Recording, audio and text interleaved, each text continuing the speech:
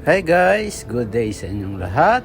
Ito ang Huawei P60 at talaga namang napakaganda ng bagong model ng mga Huawei ngayong 2024. Ayan mga guys, at malaki din ang mga discount. Dahil nagpalitan ng taon, bumaba na rin ang presyo ng mga gadget. Ayan, tingnan nyo mga guys.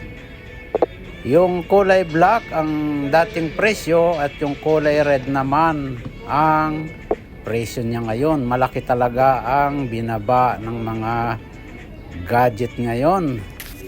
Sabi nga nila, napakaganda ng camera ng Huawei. Kapag pinicturean mo raw yung buwan, makikita mo dun yung puno ng apple na kumukuha ng mansanas, si Eva, at binigyan si Adan.